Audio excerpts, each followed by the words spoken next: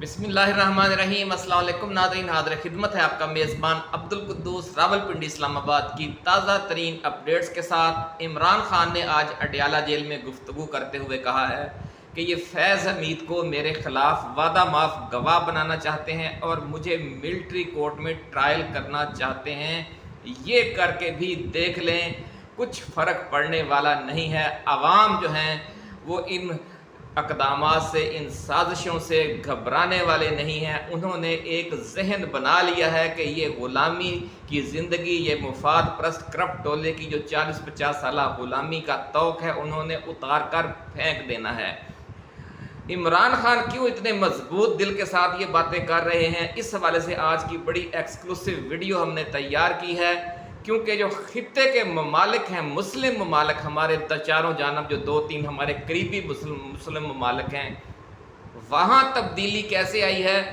और उसके बाद अब आखिरी मुल्क पाकिस्तान बच गया है, यहाँ भी तब्दीली फिर उसी तरह आएगी। क्योंकि दूर दराज किस्से, दूर दराज ममालिक, दूर दराज इलाकों की हम कहानियाँ बयान नहीं कर रहे, हम आपके अपने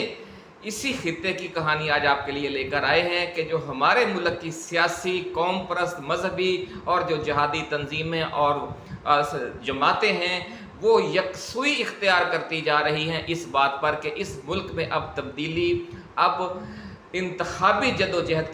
के ज़रिए नहीं आएगी, बल्कि इनकलाबी जदोजहद के ज़रिए आएगी। और फिर जब वो मामला इस तरफ जाएगा तो अमेरिका पाकिस्तान को खोना अफोर्ड नहीं कर सकता। इस हवाले से अभी हम पूरी रिसर्च रिपोर्ट आपके सामने पेश करेंगे। तो फिर वैसे ही वो हंगामी मुदाखलत करेगा जिस तरह फिर उसने हाल ही में बांग्लादेश में की है। और जो हुकूमत है उसे 45 मिनट के नोटिस पर हसीना वाजिद से कह दिया गया कि आप चली जाएं, और अमेरिका ने फिर जो अपोजिशन इत्तेहाद था, जो इनकलाबी जदोजहद कर रहे थे, उनके साथ मामला बेहतर करने की कोशिश की। वहाँ क्या सूरत हाल है इस वक्त, और बांग्लादेश नेशनलिस्ट पार्टी ने आज भारत को सख्त वार्निंग जारी कर दी है कि हमारे मामलात में मुदाखलत न करें, इसके अच्छे नताइज सामने नहीं आएंगे। इससे आप अंदाज़ा लगा लें कि जो बांग्लादेश की इनकलाबी क़ुव्वतें हैं उनका मूड और मोराल कैसा है।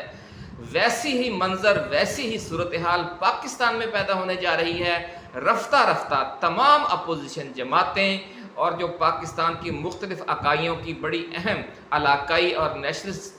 तंजीमें हैं, जमातें हैं, वो भी इसी एजेंडे पर आ रही हैं कि जो मौजूदा करप्ट सिस्टम है, जो मौजूदा इलेक्शन कमीशन है, या जो मौजूदा अदालती निज़ाम है और जो मौजूदा सियासी निज़ाम है, इसमें इससे आज़ादी हासिल करने के लिए जो इसी सिस्टम के अंदर रहते हुए कोई कोशिश कामयाब नहीं होगी। 8 फरवरी से ज़्यादा क्या मैंडेट देंगे अवाम? अवाम ने मैंडेट देकर देख लिया, उसे तस्लीम नहीं किया जा रहा। तो अब मामला किस तरफ जा रहे हैं, बहुत ही दिलचस्प और सनसनीखेज जो वाक़यात हैं वो आने वाले दिनों में पेश आएंगे। उसी हवाले से आज की हमारी ये रिसर्च रिपोर्ट है। नाज़रीन,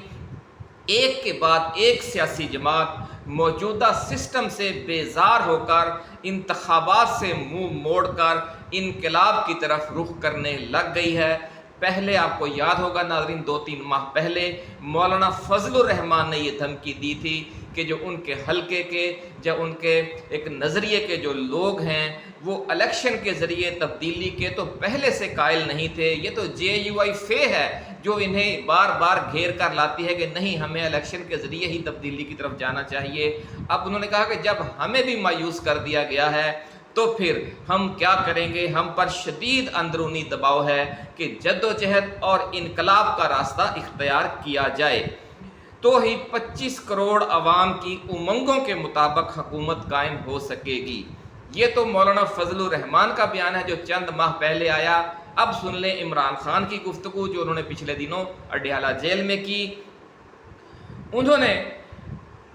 बांग्लादेश की मिसाल देकर कहा कि पाकिस्तान में भी लावा पक चुका है,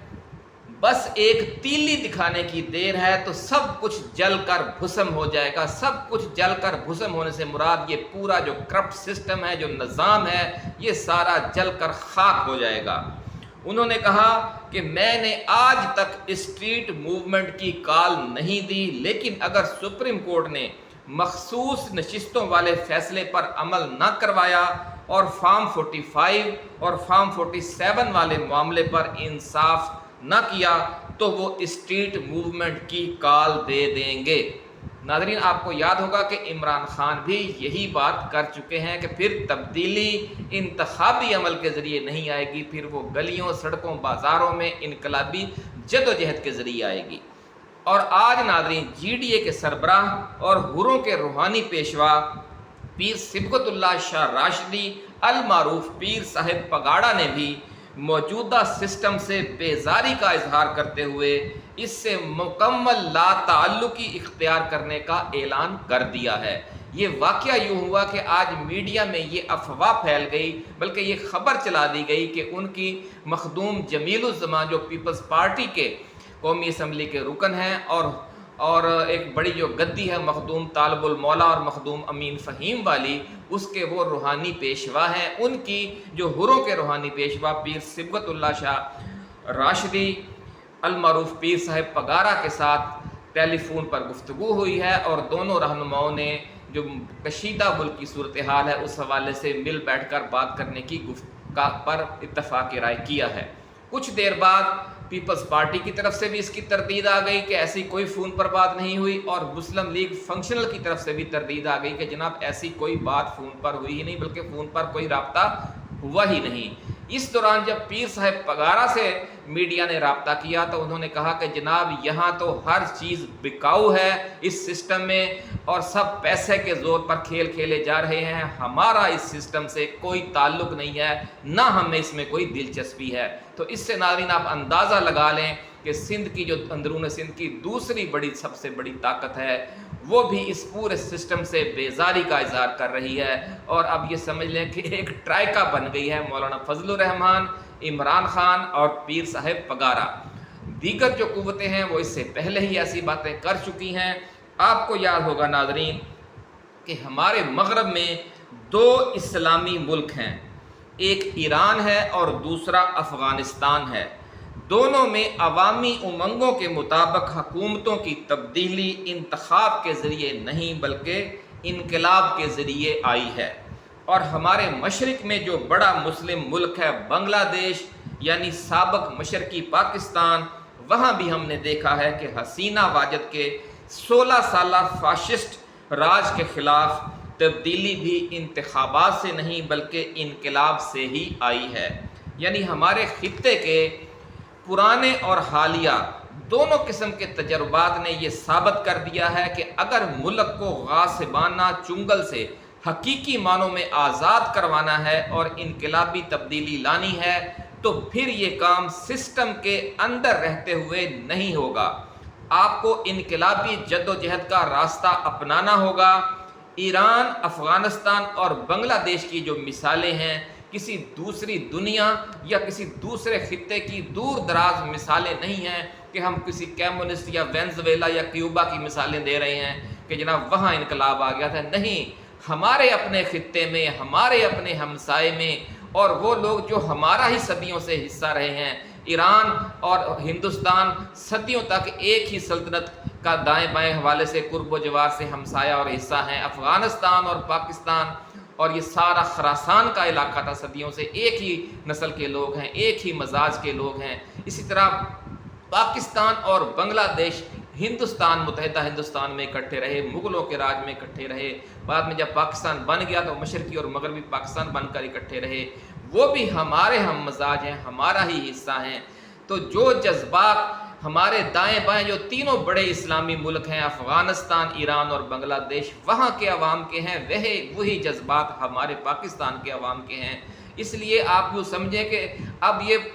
معاملہ اسی وقت مکمل ہوگا، یعنی 3 کونوں میں تو تبدیلی آ چکی ہے عوامی انقلاب کے ذریعے، اب ایک آخری کونا بچا ہوا ہے، اس میں آپ یہ ہوا جو چل پڑی ہے انقلاب کی یا تبدیلی کی، آپ کیسے روکیں گے؟ آپ نہیں روک سکتے۔ سوشل میڈیا کا زمانہ ہے، اور اوپر سے عمران خان نے عوام میں ایک بجلی بھر دی ہے، ان کے دل و دماغ کو روشن کر دیا ہے۔ تو آپ یہ دیکھیں گے کہ معاملات اتنی تیزی سے اس طرف جانے والے ہیں کہ لوگ حیران ہوں گے کہ یہ پاکستان میں کیا ہو گیا، یہ اتنی تیزی سے بنگلہ دیش کے نقشے قدم پر چل پڑا۔ ایسی بات نہیں ہے، पाकिस्तान में लावा जो है वो बांग्लादेश से पहले का पक रहा है, लेकिन चूँकि हमारे यहाँ इस्टेब्लिशमेंट मजबूत है और अमेरिका का भी हम पर ज़्यादा सख्त कंट्रोल है बांग्लादेश के मुकाबले में, इसलिए ये लोग बचे हुए हैं और लंदन प्लान के बाद आकर ये बैठ गए। और फिर 8 फरवरी को जो इलेक्शन में अवाम ने फैसला दिया उसे भी इन्होंने वीटो करके मुस्तरद करके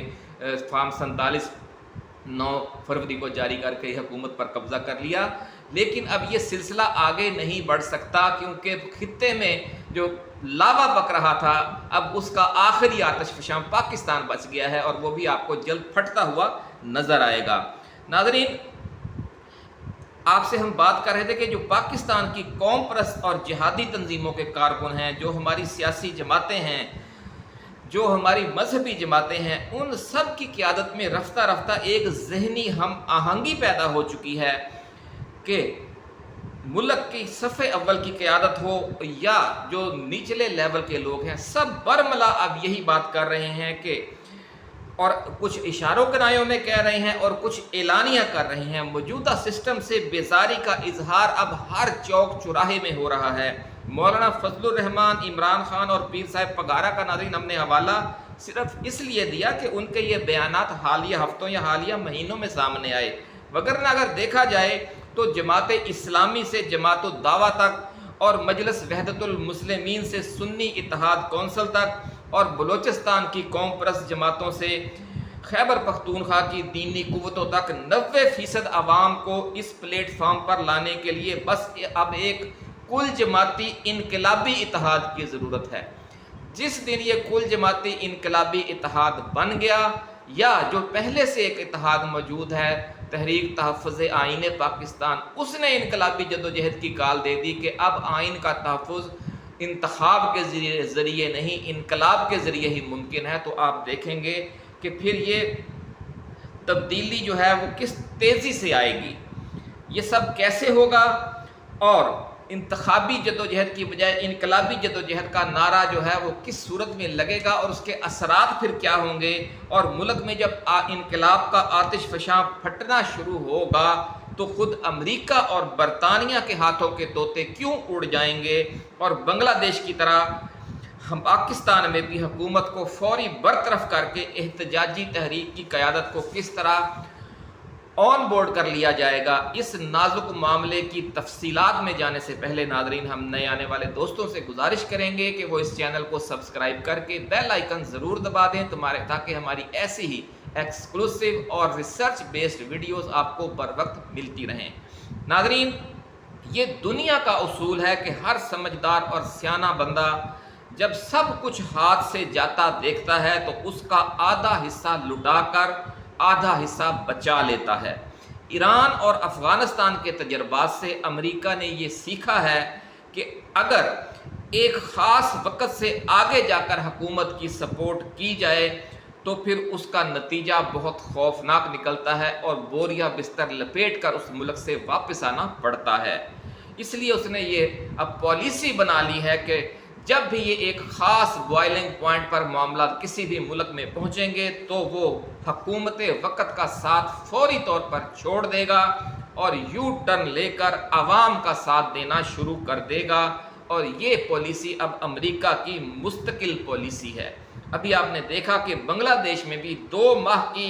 एहतजाजी तहरीक जब एक ख़ास बॉइलिंग पॉइंट पर पहुंची तो अमेरिका ने हसीना वाजिद को पेशगी खबरदार किए बगैर अचानक ही इसके पाँव के नीचे से इक़्तिदार का कालीन खींच लिया और अपोजिशन की एहतजाजी तहरीक की क़यादत को ऑन बोर्ड लेकर पुरअमन इनकलाब का रास्ता हमवार कर दिया। यूँ आप कह सकते हैं कि अमेरिका ने सुर्ख इनकलाब से बचकर जर्द इनकलाब का रास्ता दे दिया। यही कहा जा रहा है कि पाकिस्तान में भी जब मामला इस तरफ जाएंगे और एक स्ट्रीट मूवमेंट शुरू होगी तो अमेरिका अफोर्ड नहीं करेगा और उसके पाकिस्तान में सुर्ख इनकलाब आए, इसलिए वो फौरी तौर पर जर्द इनकलाब यानी ऑरेंज रेवोल्यूशन की तरफ चला जाएगा। ऐसा कहना है माहिरीन का जो इस मामले पर गहरी नज़र रखते हैं। नाज़रीन,